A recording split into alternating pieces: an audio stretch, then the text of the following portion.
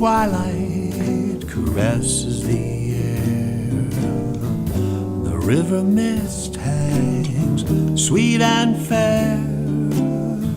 The evening swallows, they whisper their tune, dancing on the moon.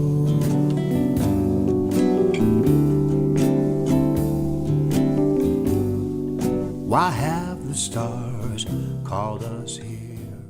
We're here on the first Monday of every month with our new episode on Rocking the Valley. Thanks Steve Jones and everyone at Rocking the Valley for the extra distribution. You'll also see it on my page, Tom Cooney Music, on YouTube. And it's a show where we look at a songwriter from the Middle Atlantic region and talk about their craft and get to hear them live and look at some of their web pages. Most importantly, tell you where you can find their music and how you can support the artist. Our special guest this time is Nancy Huebner. Nancy, hey. Hi, how are you, Tom? Good, really good to see you. It's great to see you. Yeah, Nancy is a wonderful singer-songwriter. I ran into her from the Philadelphia Area Songwriters Alliance, PASA Songs on Facebook. And Nancy is a very creative writer, a great keyboardist, great vocalist, and a great storyteller. And very happy to have you on as my guest today. Well, I'm thrilled to be here. Thanks for inviting me. Oh, it is great. We'll hear a bunch of Nancy's songs today, and I know you're really going to enjoy them.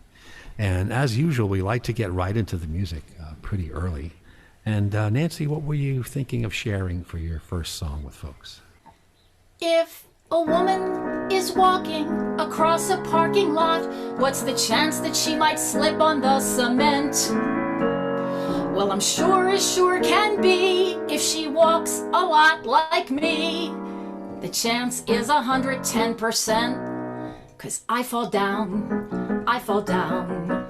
I'm very well acquainted with the ground.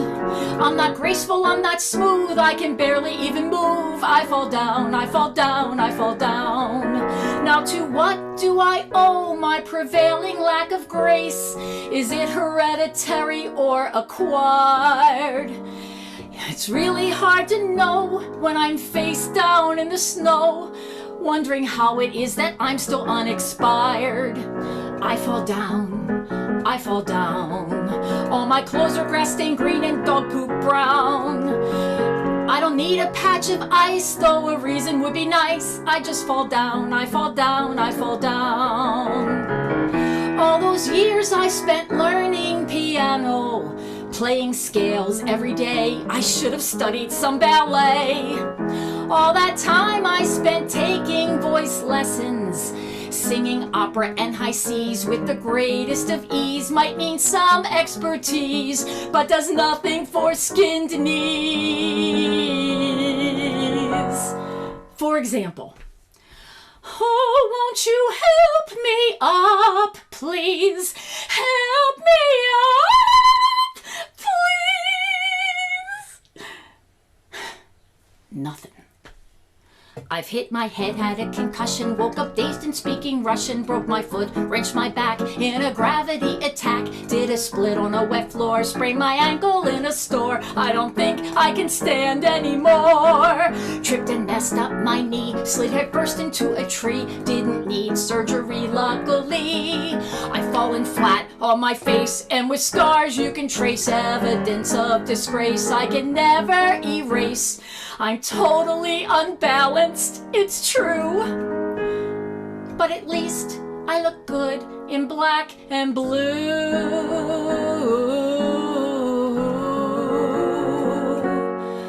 I fall down. If I weren't afraid of them, I'd be a clown. The most important trait that I look for in a mate is can they lift a lot of weight, 'cause I fall down. I don't know why they let me walk around. The MRI tube's like my home, CAT scans programmed in my phone. If you leave me alone, I'll fall down. I guess it's well known I fall down. Please feel free to step over me. when I fall down.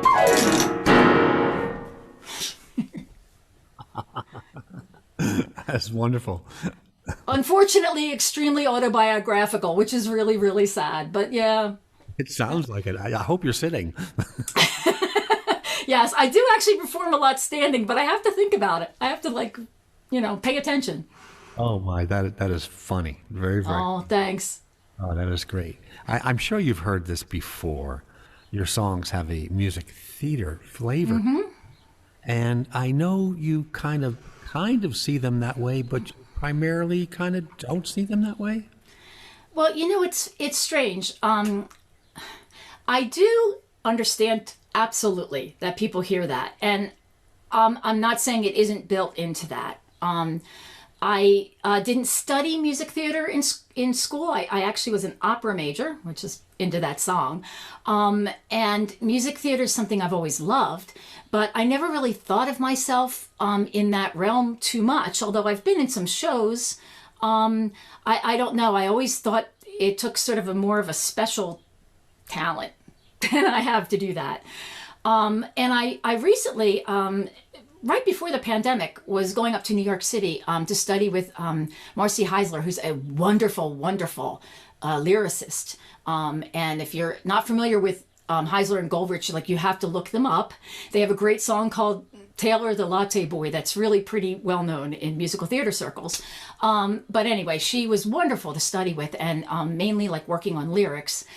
And that actually even showed me more that I'm maybe not cut out to do musical theater, because it all involves a lot of people working together and sitting around a table and throwing out ideas and writing really fast. And even though I kind of write fast, I'm kind of all by myself. I don't really collaborate well, mainly because I don't really know why. I'm just not skilled at collaboration in music. So I think that's why I kind of hesitate to say it's musical theater, because the real musical theater, it's not really that. But there's a lot of musical theater in my songs. Yeah, I understand that the core writing, the music and the lyrics is kind of core, but I guess if you get involved in writing the book, it becomes very complex. Yeah, there's just a lot to it. And, I've kind of I could do that maybe and learn to do that, and that's great, but I kind of do what I do, and these things just come out, and it's a great influence, and you've really infused it very naturally into your sound. It's really great. Oh, good. Thanks. Yeah, my understanding of theater, I kind of backed into it by studying and playing the American songbook, the jazz songbook. All the great stuff by Rodgers and Hart and absolutely Birchland and everyone, and Jerome Kern, etc. And then I kind of learned, that's from a musical, Tom. You have to go figure out the context of the song. Yeah. And that kind of added a nice extra flavor to all those things that I was learning. It was kind of cool. Yeah. Definitely. So it's there, and it infuses it. But I've heard you say this too, that for you, the story you're trying to tell is still the focal point. You want to tell the story. Yeah, there's definitely an arc to my songs. I have a lot of trouble repeating choruses. I have to change every chorus. I've written a few songs where the chorus actually does repeat. I think maybe 3 out of 100 songs do that exactly. So the story in songs, I've always admired storytellers. I come from a family of storytellers on both sides. And I think I've always admired someone who can sort of put together a 3-minute piece that just, paints a whole picture of something. So I think that's probably in my mind somewhere what I'm trying to do. Yeah, that's interesting. The song I wrote that kind of got a lot of video play called Daughter. That song had that in it, where I kind of kept the idea going back to I'm your daughter, but each time it changes a little bit. And the idea of that changes a little bit. And so I think there is something conscious about it that I try to do, but there's also something sort of unconscious that just says, I want to say more than just say this exact same thing over again. Yeah. You know what? I'm going to have to do a really quick screen share. I know we're not going to hear that song today, but you're talking about an incredible song that you wrote last year that was on the WHYY in Philadelphia Health Contest Series. And the response to it throughout the Mid-Atlantic and beyond was just incredible.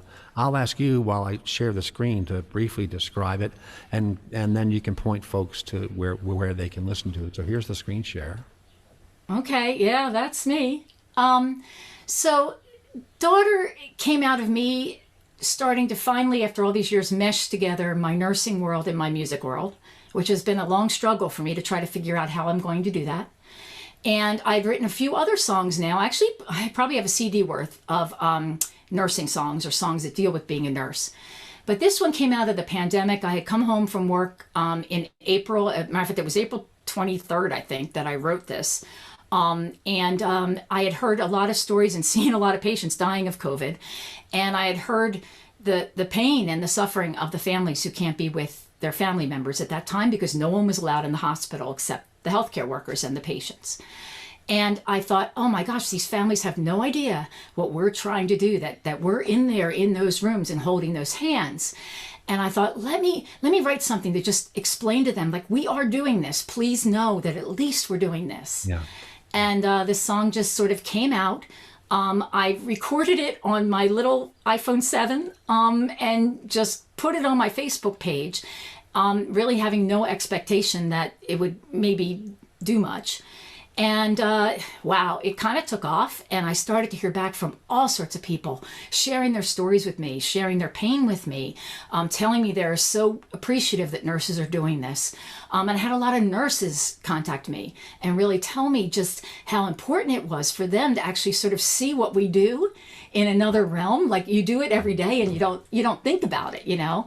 So there came an opportunity to sort of share it with WHYY, and I thought, well, maybe it'll help more people to have a little bit of comfort to know this is going on. So I shared it with them, and it's very freaky to see yourself on television. I have to tell you, I was not prepared, and I thought, geez, I should have done my hair better or something. But even so, I think it's sort of one of those things that it was the right moment and the right thing, and I was just being honest. I mean, I was not talking specifically about a specific patient, actually. I was sort of just painting a picture of what we do. But it kind of took off. And the next thing I knew, on Facebook, I had 20,000 people had seen it. That's more people than, go to the Sixers games sometimes. So I was just like, this is crazy, But it's a beautiful song, and it's nice because it opens the door for people to feel and show more compassion about the situation. Yeah, we're very happy because we're allowed to have some family members back in now, and it's as a nurse, nurses say, oh, families, but I mean, we really do actually love families because they are, help us to be the eyes and the ears and the hands. Oh, so. yeah, very much, yeah. So don't forget, folks, you can see that on whyy.org/episodes/Nancy-Huebner, and that's Huebner, B as in. And that's where you can hear that great song, Daughter. Thanks for sharing the background on that. It's such a heartfelt song and so well crafted. Very heartfelt. Thanks. Thank you. I wrote it so fast, I didn't feel like I wrote it. So, you know. Isn't that great? Wouldn't that be great if all the songs came that way? I know. I was really glad I still had the thing where I hand wrote it all out and it's in my handwriting because I know it's me. But it is funny how that can happen. This is great. I knew this was going to happen. The talk was going to try to chase way ahead of the music. Because you're such a good songwriting craft person, and you're very easy to talk to, so this is great. Oh, good. Let's move on to a second song of yours, if you'd like, and I'm wondering what you're thinking of sharing for your second time around here.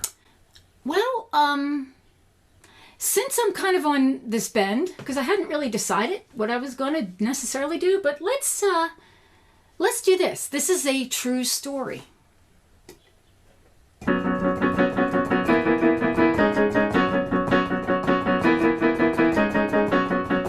was 2 a.m. He and I weren't sleeping. We were sweating.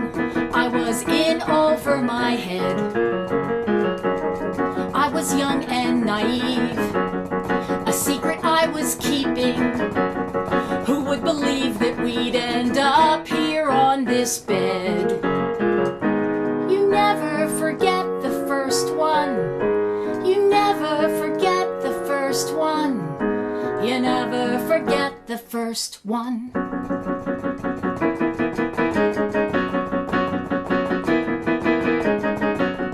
It went on and on. We were switching places. I was tiring. My arms were giving out. He shouted orders, and I tried hard to follow. I couldn't swallow my anxiety and doubt. You never forget the first one. You never forget the first one. You never forget the first one. Am I dreaming? Alarms are screaming. Now we're shocking. The bed is rocking. No one's stopping. Veins are popping. Ribs are breaking. I am shaking, out of breath from fighting death. Out of breath from fighting death.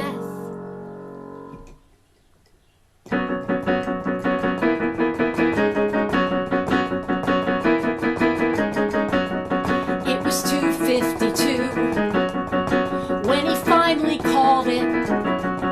We only stalled it. The end can't be denied. After I bathed her, her family arrived.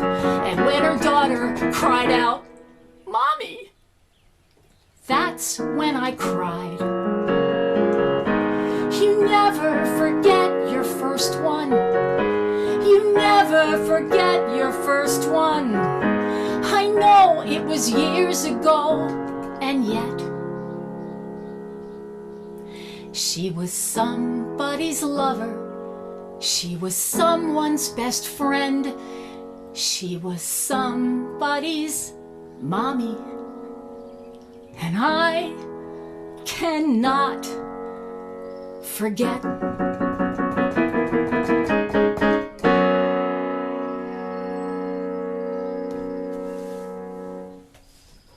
Wow. Wow, that's Another nurse song. yeah, that's amazing. Wow. Wow. Writing about death must be very interesting in the actual event. You know what? Yeah.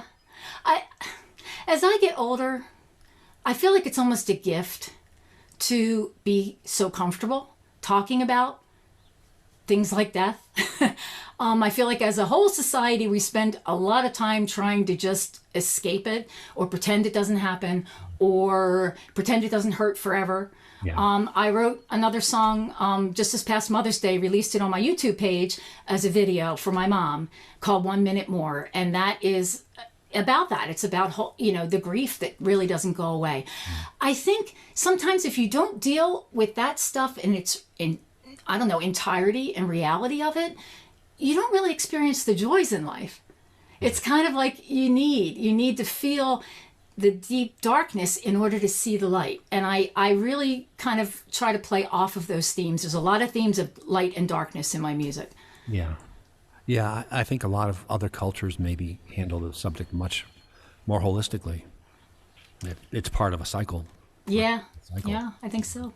And our guest this time is Nancy Huebner, Huebner. Please make sure you look her up. We're going to see a bunch of her websites in a bit. And her first two songs have just been magnificent, and we're just glad to have her as a guest here. Oh, thanks. I think I'm going to contribute a song, and then good. and then we'll talk about some of your websites and stuff, and hear some more of your music later. Okay, great. All right. A song I wrote in between April 10th and 11th last year was a song about a healthcare worker working at the beginning of COVID in the very dark days. And I know Nancy's heard this song and shared it in the Pasa House concerts, and it was just a simple song.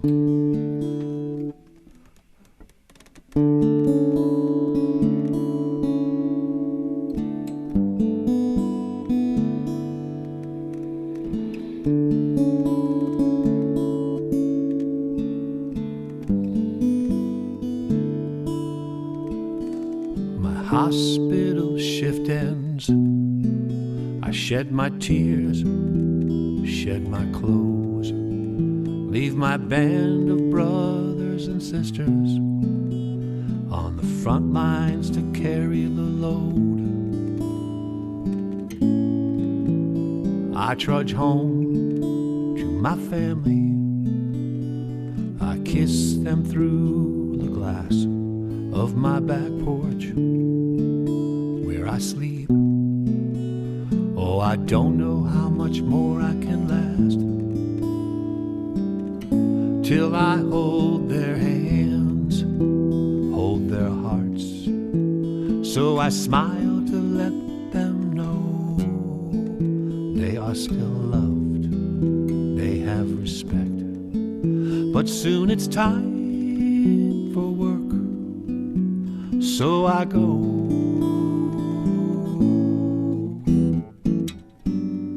I ain't no hero, but I know there's a life I can save. This is my calling, so I go. I hope I make it home today. I hope I make it home today.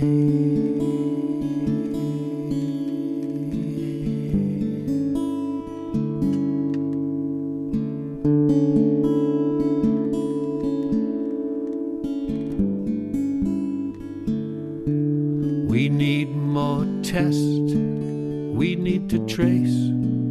My day-old mask won't protect my face. We need ventilators and leaders with heart. What a screwed up human race.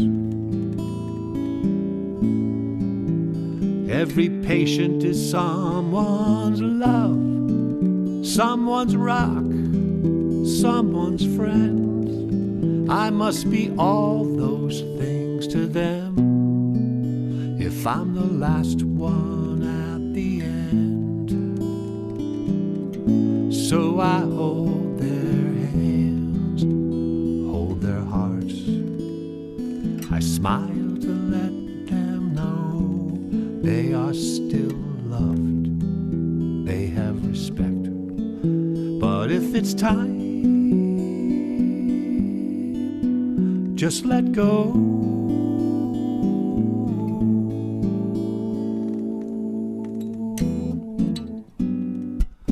I ain't no hero, but I know there's a life I can save. This is my calling, so I go. I hope I make it home today. I ain't no hero, but I know there's a life that I can save. It's my calling, so I go. I hope I make it home today. I hope I make it home today.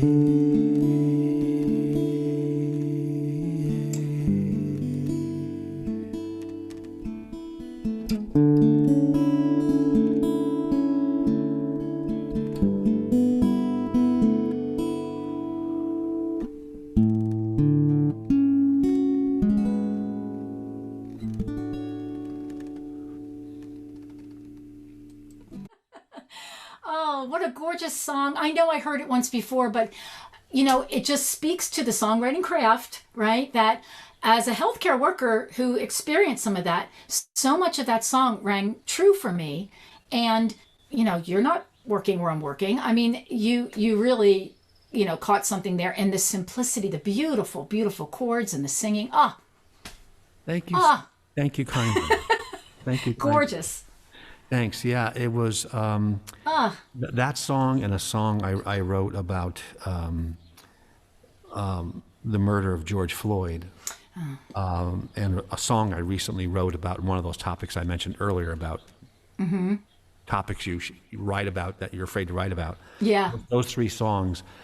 When I first played this song I just played, I literally couldn't get through it. And so I think I waited about a week or two. And the first couple times I did it, I was biting my inner cheek. Yeah.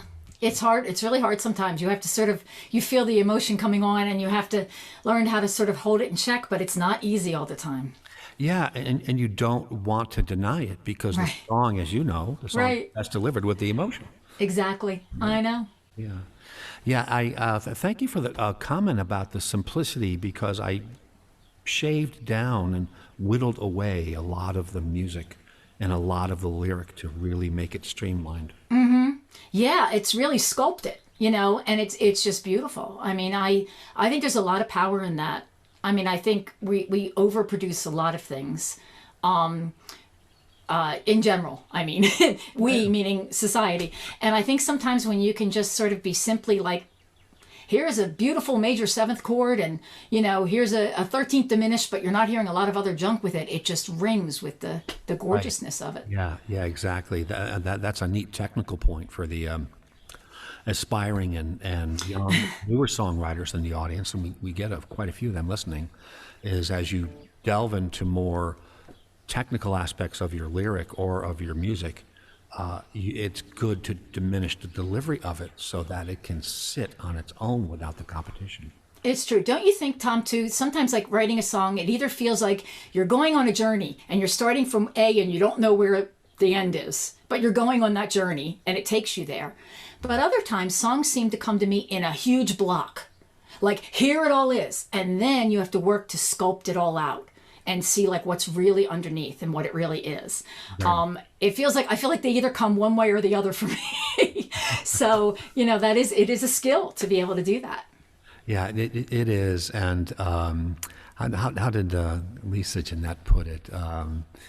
Vance Gilbert was stressing with her that the editing is the writing, and don't confuse the two. Yeah. Editing's writing, so don't keep editing. Just keep doing it. Yeah, it's true. Yeah, and we'll probably come up with hopefully a couple of other useful things for the aspiring newer and younger songwriters in the audience, and one of them there is just keep crafting and editing and refining. There is always a slightly better version waiting of what you're trying to produce. Yeah. I tinker with all my songs a lot, so yes, I hear that. So I also wanted to share that with you, and like many people in society who really understand that the frontline workers are the delivery workers and the police and fire and EMT and healthcare workers, especially in clinical settings. And the teachers. The front line is huge, folks, and a lot of people understand that. And I want to make sure that we openly thank you for being on the front line. Oh, well, as I guess I'll speak for everyone and say, thank you for thanking us. I mean, you got to do what you got to do. Yeah, you do. You very much do. Hey, we're with Nancy Huebner again. This is Songwriters Live with Tom Cooney. And thanks to Steve Jones and everyone at Rocking the Valley for distribution assistance on this. And don't forget to look it up on Tom Cooney Music on YouTube. Hey, Nancy, we were going to take a transition and take a look at some of your web presence and social media presence. And I've got your Reverb Nation page that I'm going to share here in just one quick second. And there it is. There we go. So again, all Reverb Nation sites start with reverbnation.com. So it's /Nancy Huebner, Huebner. And well, there's a great picture of you there. Yeah, that was actually taken by Sean, and I'm going to say his last name wrong, Capiano. Oh, I'm sure that's wrong. But that's before I started growing my COVID hair. But I had him take some pictures of me at some point when I was performing. I think that was at the Dewey Beach Music Conference a few years ago. And the songs I have on this page, a lot of them are older. I haven't kept up with them as I maybe should have, and will again. But they're an example of kind of the music I do. There's great humor in some of Nancy's songs as well. One of them I see here that I've heard a couple times is the Girl Scouts are trying to kill me. Yeah. Yeah. Most of my songs that are funny are actually, for me, angry songs. They start out because I'm angry, and that was definitely an angry song. I was finally made my January 1st, thing that I was going to lose weight and stay healthy.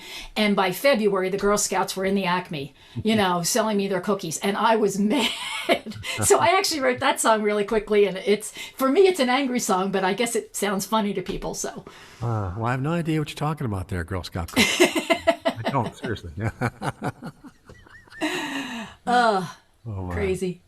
So Reverb Nation and there are actually some good pictures down there. Yeah, from over the years, right? When I started to play, and the one with a bunch of people, that's a FAWM group. That's one of the groups I was talking about. Of the back in 2012 was right around when I started with that group, and you can see Jessica Gray's in that picture, Todd Chappelle, and McKeever. I mean, I could name everybody because all of them are excellent, excellent musicians. Every single person. Oh, the Honey Badgers are there. Aaron Nathans. Oh my gosh, we were all my buddies. And Shane and Matthew Haley, who's an ornithologist and a genius and also does great music, and Nathan. Oh, everybody's in this picture. So anyway, oh my, okay, I won't. Okay, I'm sorry. So you said someone else? That's so funny. Rachel Shane is in there too. I could keep looking and telling you names. Oh, and Alyssa. So there's really, they're wonderful people. And I would love to do a plug for FAWM. FAWM is one of the best things that musicians and songwriters can do. It's every February you sign up to write 14 songs in 28 days. And it's a challenge, but the community is wonderful. This worldwide community of people. So you have people in Amsterdam and Australia and England all listening to your music. It's really a wonderful supportive community. So if you want to check it out, fawm.org, but it doesn't open till like next January. So that's FAWM as yes. Michael. And then .org, not .com, right. .org. And it's February Album Writing Month. That's what it stands for. Yeah. Yes. Yeah, that is neat. The WHYY one we looked at quickly. You also said you have some of your music presence on YouTube, and you keep some of your... Yes. Yes, on YouTube, I really feel like my songs come across best when I'm kind of performing them. Yeah, I guess because they are a little theatrical. So I'm starting to learn that actually going into YouTube and doing videos of things is probably a way to go for me. So I've only just sort of started doing that. So I have a lot of videos on there that are older songs. But I'm now working on creating videos for some of my newer songs.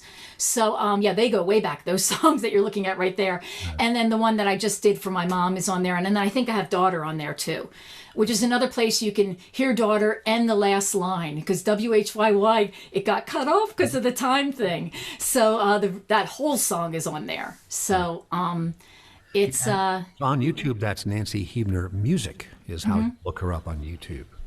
So that's Nancy Huebner Music on Facebook. And so it's also good to hear. I know a lot of the guests that we have on the show are folks who have been doing the craft for years, who are good at it, and who have released songs and materials and EPs and maybe a couple of larger releases. And I know talking to you pre-show, it's also great to hear that you also realize you've got a lot of great stuff, and that you're also going to be considering, compiling EPs and other kinds of releases. So folks, by all means, keep track of Nancy Huebner Music. There's just so much good craft happening here. Oh, well, thank you. Yeah, I appreciate anyone want to encourage me. Sometimes I need a little bit of a kick in the butt. So anyone want to encourage me, I'll take it. Again, we're with Nancy Huebner. This is Songwriters Live with Tom Cooney. And we just looked at some of Nancy's websites. Make sure you do track her music down. Friend her, support her by all means, and keep an eye on her music projects as they're going to be coalescing. And just it's a very good artist, and very good for you to reach out. Let's get back into some more music. And what were you thinking of sharing with folks for your next song? Well, I really hadn't planned it totally, but since we were just talking about Girl Scouts, why don't we do it?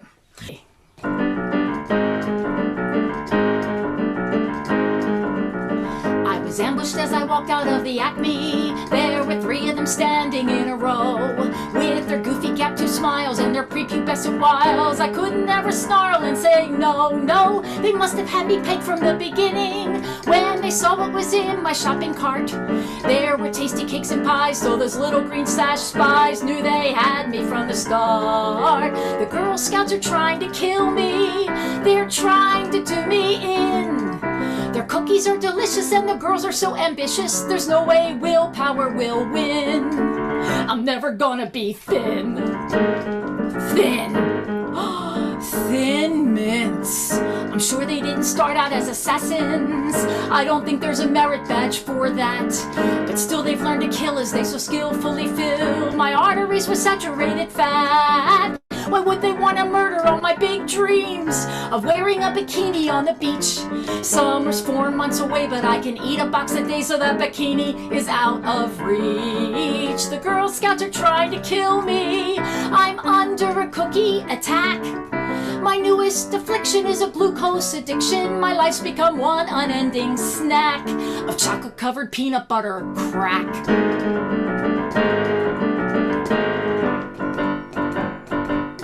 Give me some more Samoas. Hand me some more S'mores. And how can I say no to a do-si-do, a cookie no one sane ignores? What kind of person recoils from a box of trefoils when they don't even have any hydrogenated oils? Wait a minute, what did I just say? They don't have any hydrogenated oils. Well, then they're not that bad for me. The Girl Scouts aren't trying to kill me. How did that thought get in my head? I must have had a sugar rush that turned my brain into mush. They wouldn't kill me. Sales will plummet if I'm dead. The Girl Scouts aren't trying to kill me. Girl Scout law says murder's wrong. I'm really quite annoyed that I'm so paranoid. Now I guess I have to rewrite this song. I mean, who cares what I look like in a thong? Hey, hand me another tag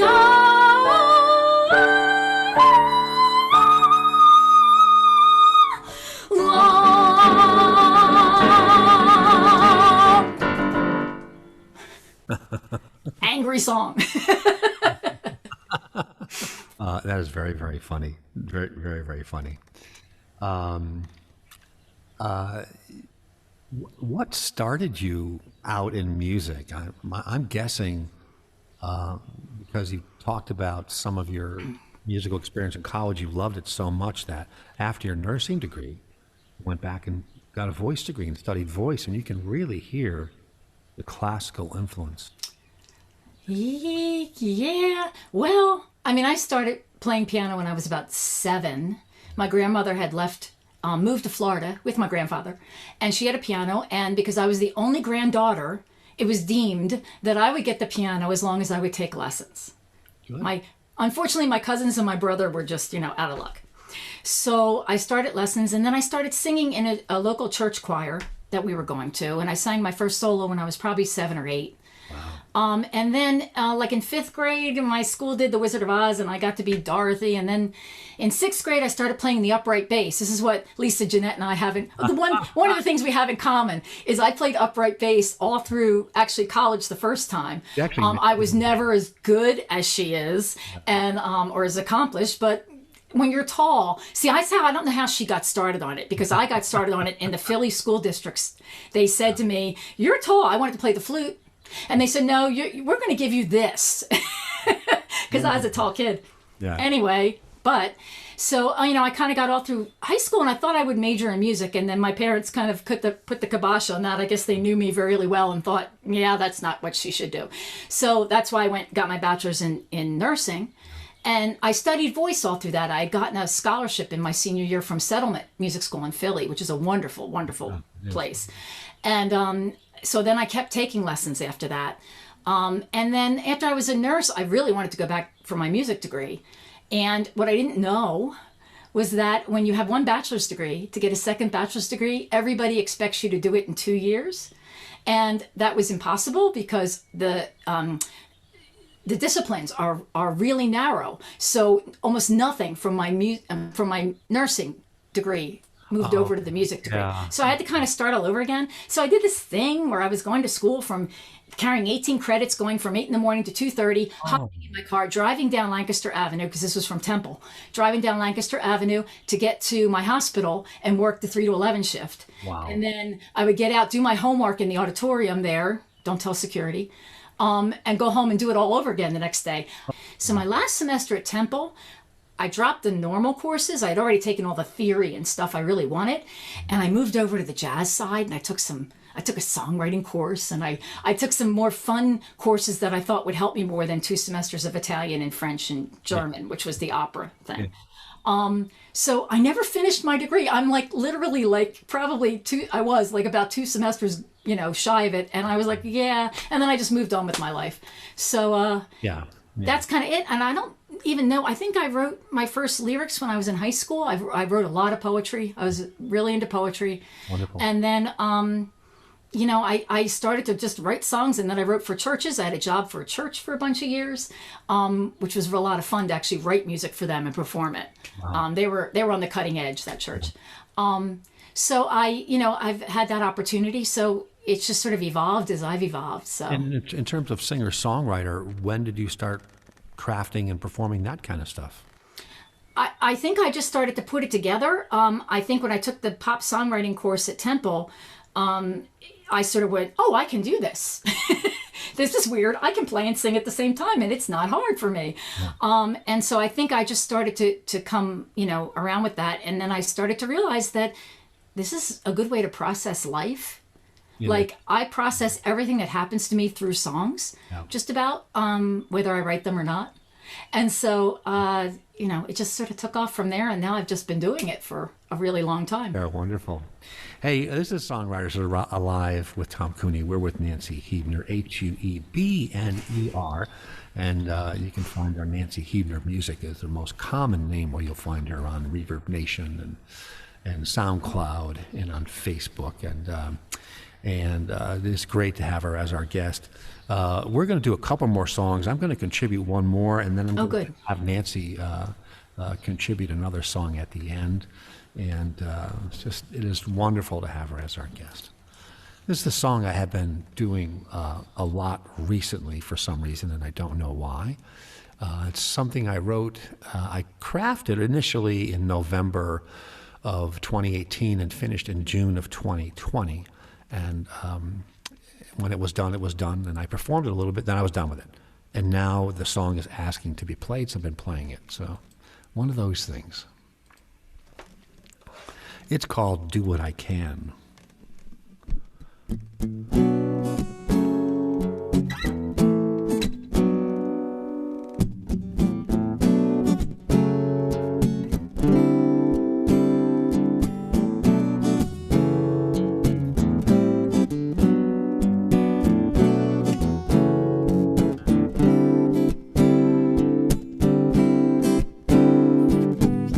When somebody's heart is broken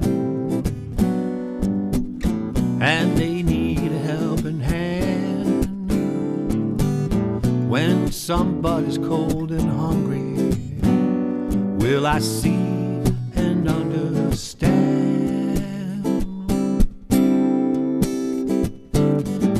When some people are kept down by hate and their blood spills in the street, will I confront my town, my country? Will I fight for what they need? Will I do what I can to make it better? Do what I can, be it big or small.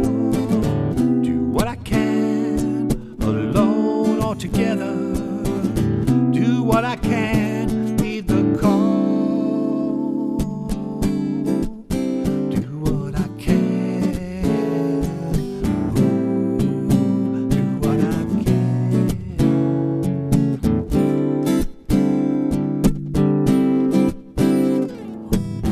Might be just in my small town, or halfway round the globe. Might be helping just one person, or helping this world save its soul. Will I do what I can to make it better? Do what I can, be it big or small. Do what I can, alone or together. Do what I can, heed the call.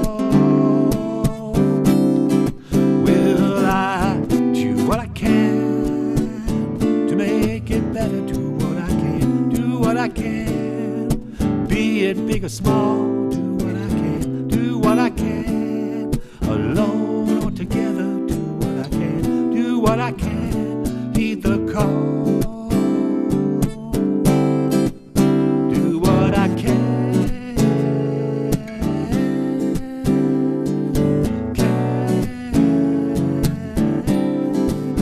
Do what I can. Do what I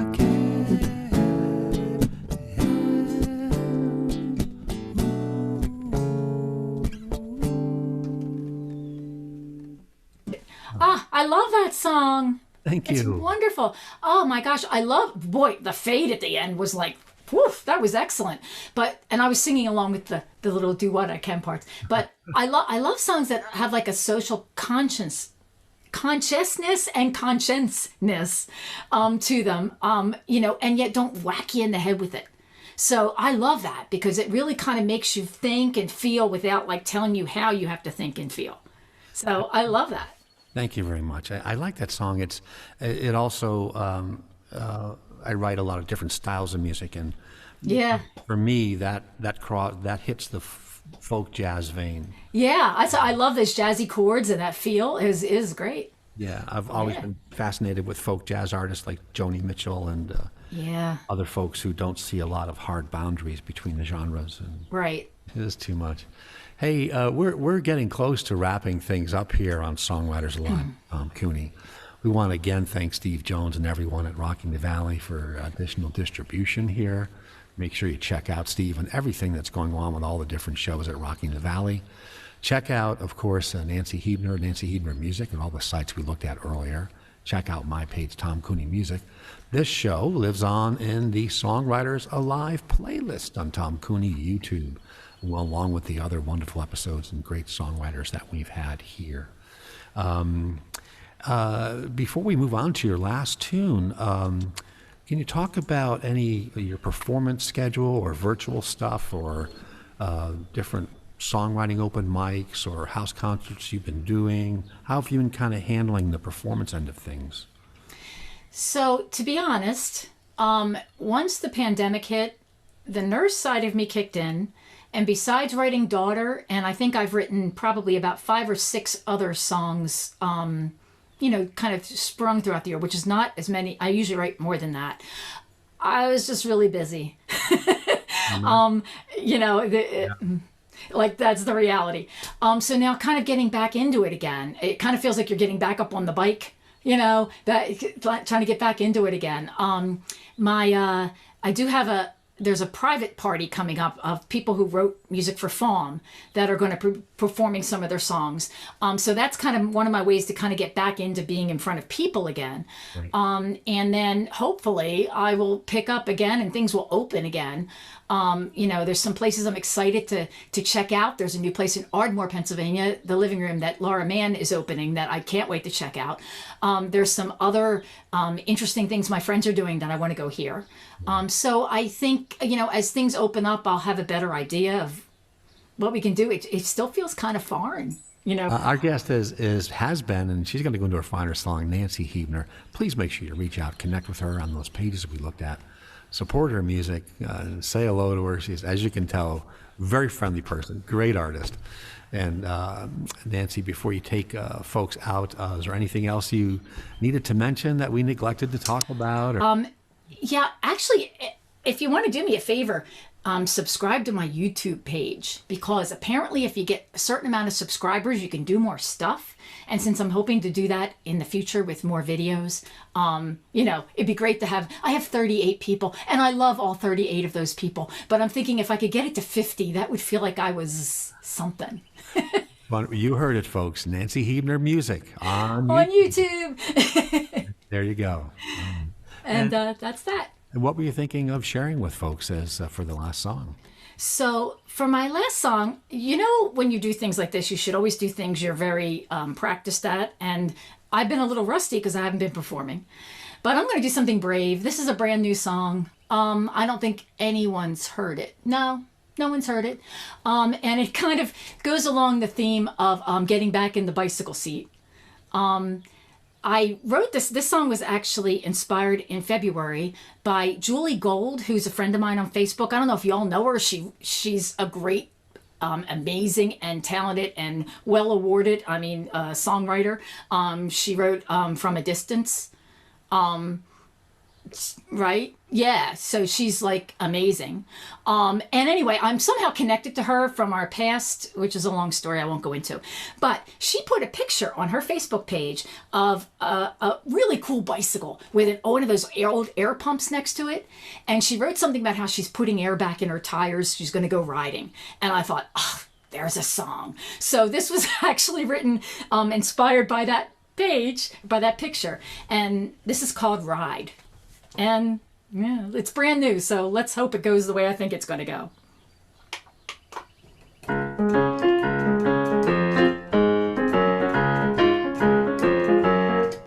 I'm putting air in my bicycle tires, and I don't care how much each tire requires. Don't have a gauge, so I'm just gonna guess.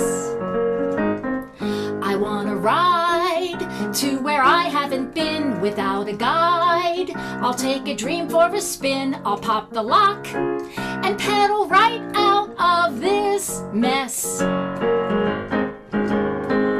No chains will hold me as I'm shifting out of here. My life is breaking, but I'll get it in gear and ride. I'm gonna ride, I'll ride. I'm gonna ride. Wind in my hair, free of all care, going somewhere I can't hide.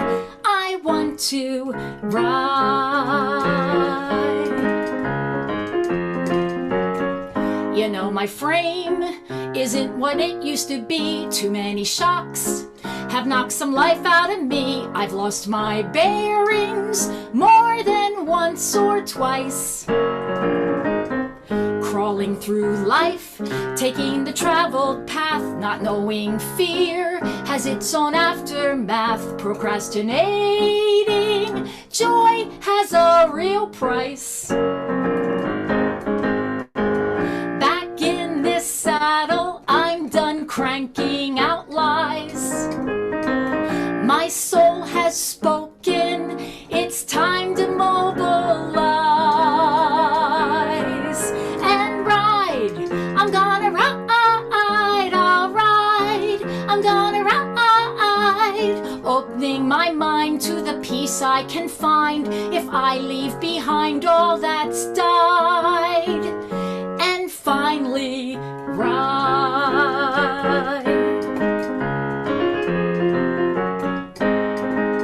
Like the kid I once was, I'll feel the thrill of flying down a hill, not worrying what's round the bend, not worrying what's at the end of the ride, the ride, the ride, the ride. Though my legs are weak and I'm feeling antique, a bit meek and quite petrified, I need to steer away from fear, 'cause my time is here to ride.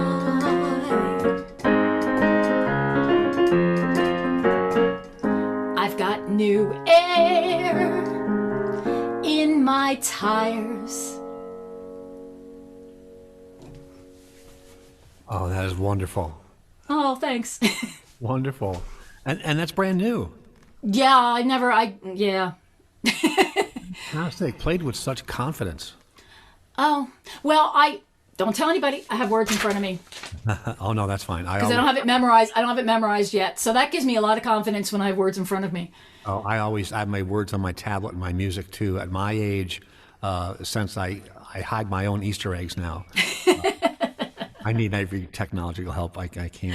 I noticed you were smiling a lot to yourself while you were playing that. Well, there's a lot of puns and inner things in that song. So when I write a song, I get bored easily. So I put all sorts of things in there. So it mentions, popping the lock, and it mentions no chains holding me, and braking, and shocks, and bearings, and they're flying down the hill. But then, my soul has spoken. That cracks me up because it's like a bicycle spoke, and cranking out. Like I used all the parts of the bike as I could figure it out. Very creative, very wonderful. So, well, it keeps me, sort of interested in it, because otherwise I might find it kind of boring. I don't know. But as I was writing it, I'm like, let me make this more fun for me and put in all these terms, see if I can fit in like a lot of bike terms. So it's also great craft. It makes the song come alive. And your joy in playing it showed too, which is one of the things we always enjoy about the guests on this show, is that you can tell that they love what they do and they love sharing what they do. Yeah, I do. I really do love doing this. So that is wonderful. It shows, and thank you for being our special guest this time, folks. That's Nancy Huebner. Make sure you look her up, please. Nancy Huebner Music. And thank you so much for being our guest, and best of luck in all your musical endeavors. Well, thank you so much, Tom. It's been such an honor and a privilege to be here. I'm so happy to talk with you in this realm. This is wonderful. Yeah, this is wonderful. Thank you. Hey, folks, we'll see you next time on Songwriters Alive with Tom Cooney. Look it up, please, in the meantime, on Rocking the Valley YouTube and Tom Cooney Music YouTube. Everyone, be safe, be well, be kind. Get vaccinated. Get vaccinated, be kind, and be positive. See ya. Thanks.